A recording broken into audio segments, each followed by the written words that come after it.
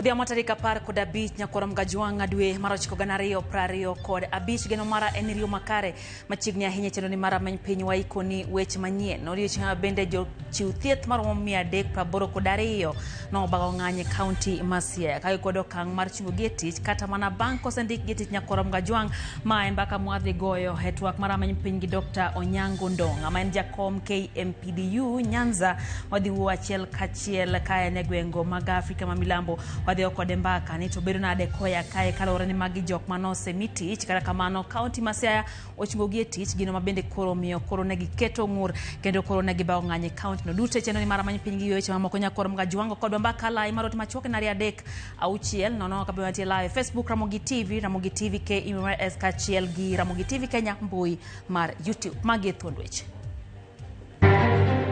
gisoya but mar haria gimiya nyaka njaga mama Sirikand kaunti ma Homa Bay ochunge tich Beatrice Akugo ma en apisa e migawo mar ndara kod lowo ka itude gi monjo jafwambo Habil Onyango.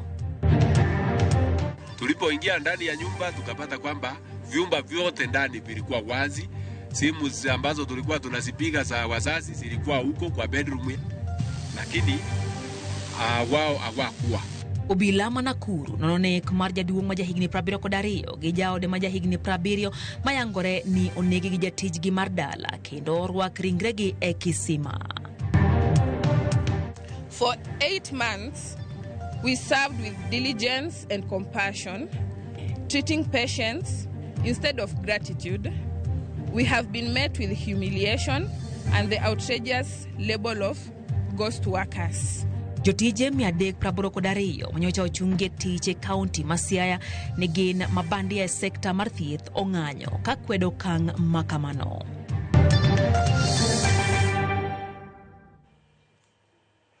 Machiegni Nyakorom Gajwang' e chendo ne mar rameny piny wantiere gi jaloko Liz Otieno nyinga Lydia Okeo. Jandiko mar gazet mar People Daily e kaunti ma Homa Bay Habil Onyango sani remo saso kama bang' jomoko monje kendo goe nikech na sigana manyocha otimo makwedo mibadhi koloso ko jofwambo etenebo ma Homa Bay e kinde thieth. Habil wacho ni ochope magawa moro Homa Bay kendo kanye mano monje kitude kod ndiko report moro e oboke mamieno jatij kaunti ma Homa Bay mayuda soya kendo ndiko jitich e yora panda hataro mar chik. Riwruok mar jofwambo e kaunti ma Homa Bay kokalo hetendgi okuongo timno kendo dwaro ni onon wachno motegno gikone nyaka koro chiwarita motegno na jofwambo kendo chiw luor ne tij fwambo. Mi appointment letter to ikawo masoya koro ng'adni endi nyako ni endi no oma 170,000 koro story no appear on the People Daily gi Western Insight koro kana dhi kar kanyo endo kare nyako mane miyo moro achiel matiyo lands neni kar kanyo endo nobedo touch ene mano kao one of the receivers mag bribes jogi nokawo nyaka simba magi yao Facebook account mara magi apologize on my behalf gisoya boot mar haria gimiya nyaka njaga mama kendo wakwayo police ni mondo bi omak achije 4 mano organize motimo kendo mohinyo Habil Onyango to bende equipments ge mag tich bende omaye to dwani mondo wach ni jopiny okwabi luor bende onge gima biro buogowa mabiro tamo watiyo tijwa kaka onego wati kohero nu negwa wate tu negwa to wabiro chung e ratiro marwa mar nyiso jopiny gik monego giwinji mondo jopiny obed gi paro mar ng'ado rieko gima nyalo konyogi. Moko kuom jodak e kaunti ma Migori dwaro ng'eyo kaka omenda maromo siling milion 1.7 mayande oket tenge mar siro dongruok e kaunti no mageto gwenge ma osedong' chien e weche dongruok ma ong'ere kaka Equalization Fund osetiyo. Giwacho ni chenro mag dongruok mathoth ma onego tim kod omenda ni pok otim. Juma nigi ler koa e kaunti ma Migori. Ei komenda magare ko pare ko dek nyagare ko pare ko dang'wen ward maro mabire kaunti Migori ma osedong' chien e weche mag dongruok ne oketnegi omenda tenge omenda mong'ere kaka Equalization Fund maro milion 100 kod 77. Moko kuom wards manoyudo omendani gin moting'o Kaler, Miuru Bay, North Kadem, Makalla Kanyarwanda, Wiga, Wasimbete, kaachiel kod Nyamasese, Komosoko. Chenro mag dongruok ma oting'o mano mar kunyo pige, gero ute thieth, tudo sitima kod mamoko mano 42 onego tim kod omendani. Kata kamano jopiny wacho ni thoth chenrogi pok otim, ka moko bende osetim tok otieki, ka koro gigombo yudo ler kaka omendani osetiyo. Ward rep ma North Kadem Olimo Bonyo mane oyier mondo koro obed e Committee mar Equalization Fund elo jopiny e kaunti ma Migori wacho ni nadiere ni moko kuom chenrogi osetim, ka moko bende pod okwamo nikech midhieche mathoth. For North Kadem Ward, osetim placenta, osekuny pi ma Kolanya, osekuny pi ma Kala, oseger dispensary Masere, to pok otim barabara Mandiwa, pok otim daraja ma Geng'adiel, to kendo pok olos sitima ma Kituka. Olemo ni midhiechegi ne ochakore ka jopiny ne oyiero chenro mag dongruok ma gidwaro mondo koro timnegi, to ne ok giketo omenda moromo ma inyalo tigo e timo chenrogo duto. Mistake motimore en mistake mochakore from jopiny themselves giwegi. And I want to be very specific. Kidhi Meuru had allocated 3.8 million. Ni mondo oger go hospital moro paro ni luongo ni Nyakumo, something like that. Okinya gero maternity wing gi 3.8 million. Lipot yang ni chenrogo mag dongruok mane dhi muonyo omenda malo milion 5 ema thothgi pok otim nikech midhiero makoni kod kocha. Exma wa below 1.5 million. Not team tendering the national side. And most of them, in fact, I would say all of them have been done. Katamana P Manoketi below 5 billion. Also, Kon Kendo GTO Gipigo. To ma above 5 million. Because of that confusion, no terigi ne county government of Migori. Ni mondo ne team call the procurement process. Ndara no pokoger. Daraja no bende pokoger. But Pima Kolanya to sekun, gi Pima Kala bosekun. Even though negi mbende in above 5 million. Togi dispensary Masere bende was above 5 million and bende osegere. Dwaro nitiere mondo koro ket lai makare maneno ni omenda ni mar Equalization Fund oti kode kaka winjore kende kinde mowinjore. Ok ni keto japiny keto pesa ma iti ng'e ni pesa no ok dhi timo ok dhi time. Koro winjo be ni wayudo the technical team to advise jopiny sama iketo sama giallocate pesa ne project. George Juma, Ramogi TV, Migori. Obila ma Elbagon County Manakuru dhi nyime kod timo nonro mar nek mar jaduong' ma jahigni 72 kod minode ma jahigni 70 ma yango ni onegi gi jatijgi madala kendo ma ringregi owitie kisima magibire kinde mamiyo moro ma jahigni 24 na bende odinne kod ketho mar nego jaode ma jahigni 38 e kar dak ma Kitengela e county ma Kajiado. Judith Mondi nitiere kod ler. E kar dak ma Elbagon County Manakuru, chenro mar chako manyo Pius Mashogu kaachiel gi jaode Jerusha Kwamboka ma jahiga 70 nyo chakore nyoro tarik 14 kane omanygi kod anyuola mar yor ong'we yamo to ne ok gimako simu. Menyo mane okelo ji nyaka e dalagi kama ne giyudo mana jatich ma jakwath mane okwedo ng'eyo kama gidhie kapok oyud ringregi e kisima. Sasa huyu kijana ambaye ni mfanyikazi wao alikuwa ndani, na aliposikia tumefika kwa mlango akatoka akatufungulia.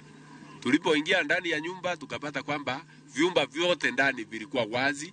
Simu ambazo tulikuwa tunazipiga za wazazi zilikuwa huko kwa bedroom ya, lakini wao hawakuwa. Na tulipoanza kumuuliza, na wakati huo askari walikuwa wamefika, akasema walikula zapa wakatoka wakaenda safari. Tulipomuuliza wapi akasema ajui. Wale wenye tulibaki ndio tukakuwa suspicious, tukakuwa tunatembea kwenye boma tukifungua septic tank na visima vya maji juu ziko 2. Wakati tulifungua kisima ya pili ambayo ilikuwa imefungwa na kufuli, ndio tukapata mwili ya mama, uso ndio tuliona ya mama, na tukaanza kujua ya kwamba huenda mili waliuliwa na mili ikarushwa kwa hilo shimo la maji. Upogore kod ji ariyo gi maringre gi oseyudi, bende nitie jatich achiel manyako ma bende nyicha tiyo e dalane. Kata kamano chakre ngeso mar tarik 13 ne ok oyudre, kendo weg pacho ne paro ni odhi, gino mabende kelo penjo kaluwore ni pod lepe nitie. Walikuwa wafanyikazi wawili kabla ya siku ya Jumamosi, lakini asubuhi wa kuamkia Jumamosi msichana alikuwa amepotea, hakuwa. So far tunatreat yeye kama missing person because hatujui kama aliwaka na huyu mfanyikazi ama yeye alienda tu nyumbani kama akawacha yule wakifanya kazi mbaya hii. So kwa saa hii hatutaki speculation. DCI anaendelea na investigation na ile takuja tutajua. Etich machielo makoro jakwathni nyaka sani ni elweto bila ka ringre ji ma osewito ngimagi to seterie kar kano ringre joma otho. Komachielo e kar dak ma Kitengela, kaunti ma Kajiado, bende pod penjo wuok bang' dhako ma jahigni 24 chuoyo jaode ma jahigni 38 gi pala, kendo ochuoyo wito ngimane ka imanyo kode thieth. Jana tulikuwa naye kanisani na tukatoka tu vizuri mwendo wa kitu saa 12, na baada ya kufika hapo yeye akasema akimbie kwake na sisi tukaenda kwetu. Hatujui mzozo mkali kiasi hicho umetokana na nini. Mama alipika nduru mara moja, kisema huyu ananiua, na akanyamaza. Sasa tukajaribu kuja kuangalia, mama akawa mkali, akawa hataki mtu aingie kwa nyumba. Nyadendi ni osendi kendo ni elweto bila ka irito chwali e doho odiochieng' makiny ka ringre jaode to osechwali kar kano ringre ma Kitengela sub county. Judith Omondi, Ramogi TV. Dakika nochiko nyakoro Mgajwang' bang' saa achiel midhiambo chendo en ramany piny. Erokamano kuom medo keto Ramogi TV. Gideon Daya wacho ni entie Kabonde County ma Homa Bay, wacho ni jogo manomonjo jofwambo Homa Bay nyakoro maki matere doho kaluwore gi penda chike ma pacho kae mano ken gimonjo bedni iwinjo hito ganda mar monjo jofwambo. Faith Mzomo, mwalimu kantie Malindi, wacho kanyo ni seche ma imonjo jofwambo matemo kelo nonro ma transparency kaka counties tiyo, then Kenya pod wan chien, mano en tim marach kendo ma ok owinjo bede ni timo. Kaeto wacho ni monj gi nek kodwa ng'eny ahinya e thur kae, migaono mar weche go magarita owinjo ne gimno maginyalo timo. Odhiambo Rambo wacho ni entiere kodwa ka entie Kanyadoto. Kaeto benaneno kanyo ote mar Ostina Oyu wacho ni entie kodwa e chenro. No bende John Waweru wacho ni weche gichopo ne e yo makare ahinya. Samuel Achenje to wacho ni ripode mag nek kodwa ng'eny ahinya, dhano tindo lokore manale yawa, wacho ni oken gima kare. Jona PD wacho ni wach mar siko mojo jofwambo oken gima kare ka imonjo gi kendo mahinye en wang' teko nyaka koro tieke chuth. Bende ware wolwedo wach makamanya koro Mgajwang' monjo mar jofwambo kaunti ma Homa Bay oken gimonjo bedni timore kata matin. Geno marwa en ni bro kao ndawa mowinjore mar chik. Koyo matin chenro ramany piny kikidhi mabor.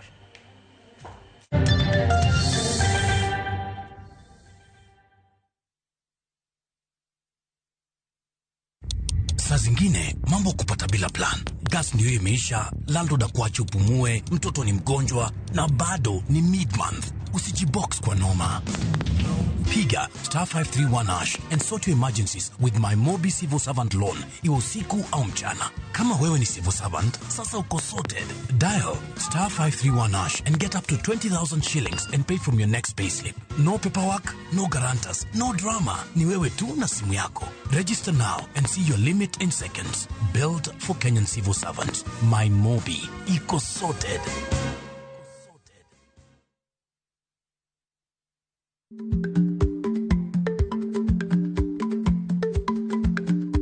Ich lach nonego okal tako. Matiende ni bedo gi miluma mar yako mang'eny nyalo kelo rach.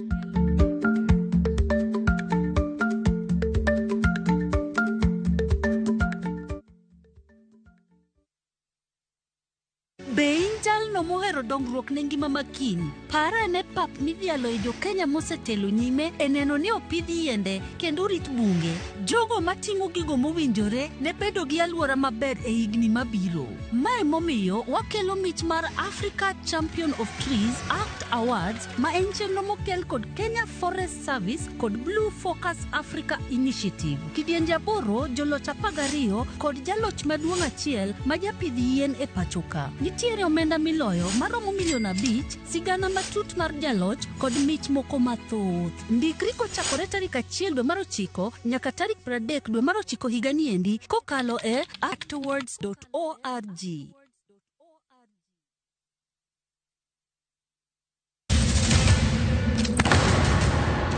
Duto teka unusie gi wachno. To ano ka bibet ka ikinyuomi. To kata arus mare ano ka bibiro. Ere kaka ini nyalo timre gosipna malich kamae. Kosiparo ni nen mana kende ka. An ka mora achiel kode. To joma ni kate bende ni kode. En chunje adek. Osiem. Hera.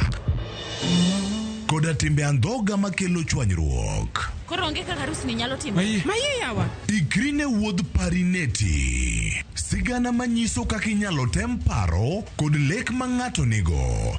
Kendo yiero nyalo loko gik moko duto. Parineti. Wuok tich nyaka ngeso, saa 2:15 otieno. Mana Ramogi TV.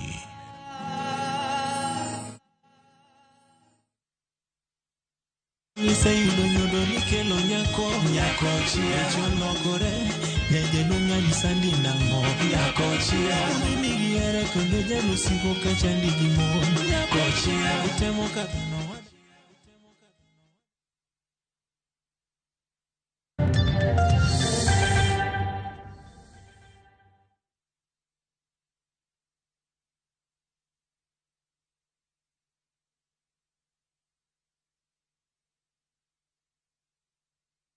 Machiegni kendo nyakorom Gajwang' chenro en rameny piny wadhi mbele gi weche manyien tere nyaka kaunti ma Siaya kama ji ma kwan gi oheo 380 manyocha ochungie tich kayango ni gin jotije mabandia e migawo mar thieth e Siaya obago ng'anyo mar kwedo okang' ma kamano.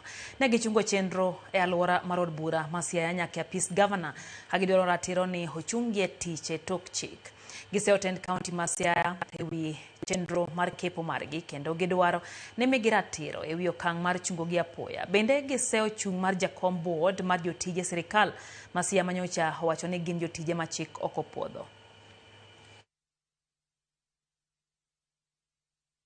We are 382 nurses, clinicians, laboratory technologists, nutritionists, health administrative officers, community health assistants, and public health officers who were formally recruited by Siaya County in January 2025 to serve in hospitals, health centers, and dispensary across this county.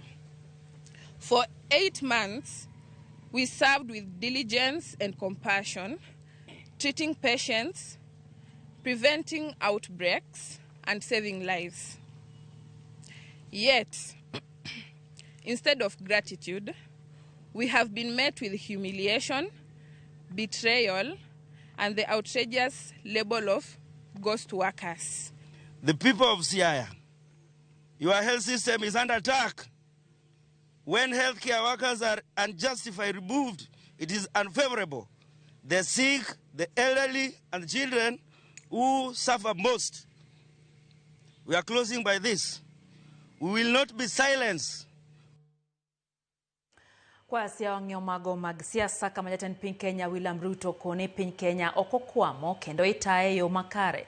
Ruto medo ni kaluwore kod okenge moseketi. Kenya ntiere opara makare kendo ok nyal pim kod pinje mantie kidienje mag pinje mayuto gini piny. Mana ka jafwambo marwa Walter Nyambagalero, Ruto lose ik mar wuon jatend kweth mathoth e od bura Kimani Ichung'wa. E kinde iko mar wuon jatend kweth mathoth e od bura Anthony Kimani Ichung'wa e gwenge mag Kambura e kar chung' od bura ma Kikuyu e kaunti ma Kiambu. ka ema jatend piny William Ruto okita yanga ni kweth maketo sirikal tesre ni Kenya ok en piny mokwamo kendo ongunyore gi ume mitayo kod kweth tama kaka piny Haiti, Somalia, South Sudan, Yemen to kod piny Syria. We must believe in this country. We must believe in ourselves. We must stop the negativity. We must not stop the naysayers and those who speak negatively about our country. Kenya is not a failed state. Kenya is a great nation. Jatend piny mane opoyo mosenindo mzee Isaac Ishungwa bende okoni kalure kod mise makelo ji kanyakla mane mosenindo nyiso Kenya biro dong kanyakla kaka yor bero lwasi mar achiel mar oganda. I must say he is an inspiration of what is possible. And I want to challenge us as the citizens of this nation. Kenya cannot continue to be a third world country. Nikamuuliza mlikuwa anasema nini? Akaniambia nimeambia Ruto asisikize kelele. Aendelee na kufanya ile kazi anafanya. We as Kenya, we should ask ourselves, to what extent are we following those basic principles? You know, Your Excellency, the last formation of opposition in this country is us. Mimi ni mtu opposition. Lakini siku hizi juu nimeona syllabus imekimbia haraka sana. And you know, we have major stakeholders in opposition. We have not even handed over properly. Ruto manodok ne igni adek mar tend Kenya kwanza kendo riedo kenge mag dongruok mopo oseloko ngima Kenya. Look at what we have done with the economy in 3 years. Look at what we have done with agriculture in 3 years. Look at what we have done with housing in 3 years. Look at what we have done in universal health care in 3 years. I promise you, we can change this nation in our lifetime. The fathers of the land are teaching us to be honest and open and to live upright lives. Jatend piny okone Kenya dhi bedo kod keyo mobop kalore kod okenge mosego mag bugo sekta mar pith kod pur. Our motivation to transform agriculture, to subsidize production, to remove brokers and cartels in our coffee, tea, wheat, sugarcane industry. This year, by God's grace, we will harvest close to 75 million bags of maize. Walter Nyambaga, Ramogi TV. Kaloro gi monj mar jafwambo mano wanyisi kwa chako nyakuro mgajwanga pisa mochung'ne jotich e migawo mar apeyni kod wuoth e kaunti ma Homa Bay Beatrice Akugo ochungie tich ka itudo kod monjo jafwambo Habil Onyango mar The People Daily e barua maondiki kod apisa mochung'ne tudruok e lo sirikand kaunti ma Homa Bay Atieno Tieno oyango ni apisa no ma ochunge jotich mochung'ne jotich kata Human Resource Officer e migawo no ochungi kanonro koro dhi nyime. Barua no lero ne sirikand Homa Bay siro tij jofwambo kendo ok nyal yie timbe mag monjo jofwambo timre. Jafwambo Habil Onyango lero ni nyo ndhiye nikech sigana moro manondiko manyiso weche mibadhi momako apisa no. Kama chelo nyakoro mgajwang tende ruog rawere mar Nyanza Community odiochieng' ma kawuono ochwalo rawere 37 ne ka tiegruok ma Bumbe Technical Institute e yudo tiegruok mag lwedo. Ruogno ma omisir gi riwruok mar jagoro mongiore migawo mar ita Dr. Raymond Molo chiwo thuolo ne rawere mondo mi odogi e skul bang' rem yudo thuolo mag somo nikech nok mar omenda. Tok yudo tiegruok geno nitie ni rawere go biro yudo tije lwedo gino mabiro loko ngimagi mayuto mapile ka pile. Jopuonjre moko kowuok e kaunti ma Homa Bay bende noyudo sir makama juma mokalo. An natimo penj higa mar 2018. Asebedo karito chance machal kama indeke mondo adhi apuonjra. To sani eki chance nyobiro adhi timo course mar land survey e Bumbe Technical College. Nwatimo penj higni ade asekawo higa 3 kapok ayudo kamoro manya dhiye. Tagone erokamano gi tim mage. Sani wayudo thuolo kaka an adhi skul ni Bumbe. Agone Dr. erokamano kuom miya cher anyadhi tieko somba lek na mana dwaro. This course is going to help me. I'm going to do building and construction. and I'm hoping to do better. I did my Form 4 in the year 2022, November, and actually we are from the vulnerable background. Yenauru mondo bendago nero kamano ne Dr. Raymond Omolo ma ose come up handy mondo mio support wa under this program. Now the Nyanza Community Youth Empowerment Program koro identify cases machalo kamagi mondo wang'e to nyithindo gi ere yo mwanyalo konyo gi godo.